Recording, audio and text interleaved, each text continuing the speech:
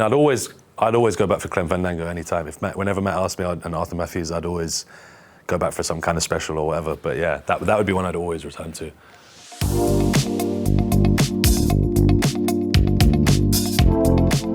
My dad was a film rule changer in the cinemas back in the 70s, so like at a good time. He always loved the movies. He came over when he was 13 from Pakistan, so that was sort of his way into the culture here as well. My mum used to keep a diary of all of her favourite movies. She'd be like, all right, I saw Dog Day Afternoon today, Streetcar, and she'd just write it down. And my nan was a big movie buff, always just watching the old school stuff, El Cid, Errol Flynn movies, Now Voyager, Bette Davis, all the Wuthering Heights, all the old school ones.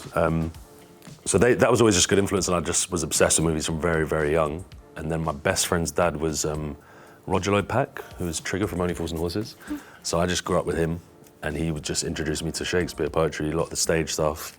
And then it just sort of became something I was obsessed with. I did a play when I was young and then realised it could sort of also help me get out of my circumstances, and it was just my passion, and I just, yeah, sort of nothing else I could do really. I was reading that Spooks was your first major role, but you actually left school for it. So I wondered, what was that first experience like? Was there anything that you learned during your time on Spooks that you kind of like used later on in your career? Yeah, that was a major thing. Yeah, I was in drama school and it was the end of the second year, and then I sort of wanted to carry on, but obviously if you get a job there, you couldn't really finish the thing. And I'd met my agent, because I'd auditioned for Slumdog with, I think, Riz and Dev, and it was like down to last 3 or 2 or something like that back in the day. And then I met my agent through that, and I asked him to come watch a play at drama school, and he came see it. And then I sort of just kept stalking him by email. I was like, yeah, please, let me come for a meet or something. And then he sent me as a tester audition for Spooks. It was just supposed to be a little warm-up, and I ended up getting the job, and it was just complete fluke, I think. And then, yeah, it was like 6 months. I was like, never had any money, I was very poor, and then suddenly I was just doing this big job for 6 months, and I was just like, it was mad. And Peter Firth, Nicola Walker, they took me under their wing.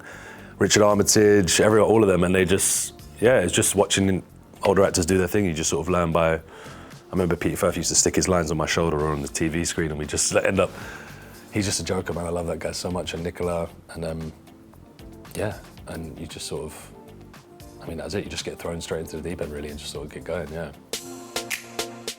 Since then, you've had lots of really memorable roles. Obviously, as Toast of London as Clem Fandango, and also in Star Trek Discovery is a big fan favourite there. So I wondered, what is some of your favourite memories from making those two, cult classic shows? I mean, Toast was just one of those, I remember going for the read for that and going, why is everyone laughing at this? This doesn't make sense. You know, when you don't really understand why it's, and then suddenly going to work and just watching Matt Berry do his thing, and, all of those actors just watching people improvise, and just me and Tim Downey just getting to just do silly stuff. It's just like, it's a dream job really. You can't really, the most fun I've had in the job. And Star Trek was lovely. I mean, it's just, 10 months in Toronto, playing 3 characters, playing an alien, it's weird prosthetics, all that kind of stuff. It was just, we're getting to work with Michelle Yeoh, Sonequa Martin-Green, all these people. It's just the people you work with, and the storylines and the character arcs. Like Star Trek was a dream role really, because you got to just do so much range of stuff. Are there any roles that you would love to return to if you had the chance?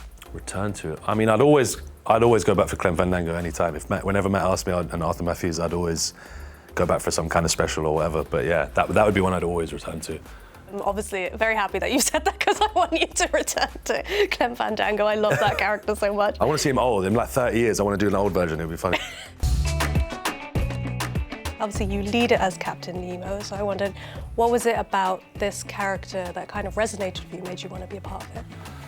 I suppose it's one of those ones that's very rare, and it hasn't been done like that yet. I mean, it's very rare you get the origin story of a character who's usually, in the old film, the James Mason film, and all the iterations of it really, he's a mysterious character. In the book as well, you sort of don't really know his past. He's very vague, and that's sort of the point of the thing. But in this, we get to explore this very flawed, very complex character who, he's on a ship with like 10 other brown men. We rarely get shows like that, so it's just a nice thing to finally get to do, and really get to the bottom of it. And it's done in a very fun way by exploring a very serious subject. And it's a revenge story really against the British, which is always quite nice. Yeah, I thought that was really quite an interesting way to go into it. I thought that was a great way to do it.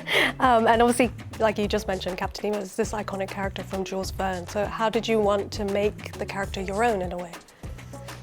I mean, I suppose again, it was like, I knew it wasn't going to be like the way James Mason or Patrick Stewart or whoever, Michael Caine, whoever else has played it.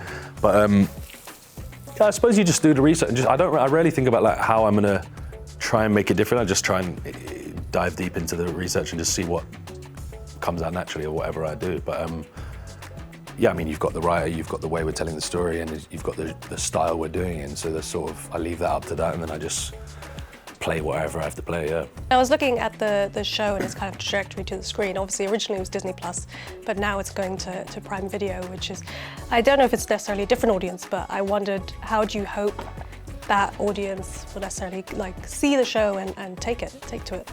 I mean, I never really can predict what an audience is gonna be. I hope they feel. I mean, that's generally what I do. I go through my process, and if they feel something, if they react to it. The thing is, there's something in that show for everyone. A family can watch it, but then there's sci-fi, there's creature stuff, there's romantic drama, there's two-handers, there's fun action adventure. You got your Pirates of the Caribbean sort of style. There's and then the relationships between all the characters. So there's a lot of comedy in it. There's and it's big spectacle. It was a very expensive show, so it's like you've got.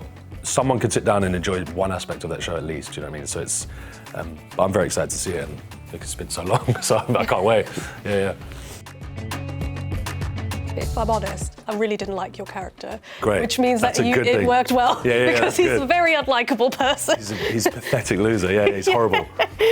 So how would you describe your experience making that film and working with Daisy Ridley and all that? Well, it was just, I literally did that job, we did it very quickly. It was 4 weeks in January, so it was pretty cold. I'd just finished a long job, so it was quite, and me and Daisy are playing people who hate each other, so when you're getting into that headspace, it's quite, I wouldn't say it's enjoyable, but it was good for the work. We spent 2 weeks in that house just sort of arguing and being really nasty to each other. But Daisy's married to my friend Tom Bateman, and he wrote the script, and Daisy came up with the idea, and they sent it over, and it sort of just, I was like, wow, this is just I was so impressed by what Tom had done. And it's just a nice it's just nice two-handers again, just getting to just do a lot of acting scenes with people. You know, it's like stuff you rarely get, and it's a great thrill. And Sam Yates, the director, it's his first feature, and I think he's just done such a great job because he's a genius. And it's a great. I think people will really enjoy it. It's a thriller. It's a great thriller. What were the movies that you loved growing up, and do you remember your first cinema trip? First cinema trip, yeah. I mean, I was like I said, I was a big movie fan. I was watching some dark, good stuff very early. I remember watching Casino when I was like 6, which I just shouldn't have been watching with my dad. I was like, why are you letting me watch some guy get beaten to death with a baseball bat? This is not right. Elephant Man was my first movie experiences. I remember hiding under the cover for like most of the movie.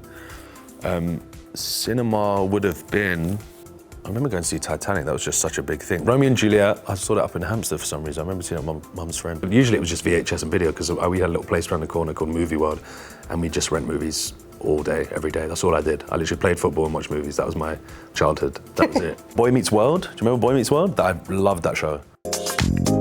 Were there any mentors in your life and career that you would say had a defining influence on you and your career path? My best friend's dad and mum, Roger Lopack, and the mum, Jenny Markham. She was a poet. He was a stage actor, and Trigger from Only Fools and Horses. They both introduced me to Shakespeare, poetry, things that I definitely wouldn't have been exposed to if it wasn't for them. So a lot of love to them, and they've passed away sadly. So I got a lot of love for those people. And a teacher I had called Mr. Mohammed, who was our basketball coach, but he inspired us in so many ways and made sure we stayed on a good path and not got to too much naughtiness. So, yeah. If you could go back and give young Shazad any advice on how to change his origin story, what would it be and why? I could have gone to the gym a lot earlier and not done as much partying as I should have. But no, just not, do all the right things. Try and be better and a good person along the way as you can. I don't know. I mean, yeah. Work harder. Work better, work smarter, I don't know. It's a tough question. I'm going to get emotional now.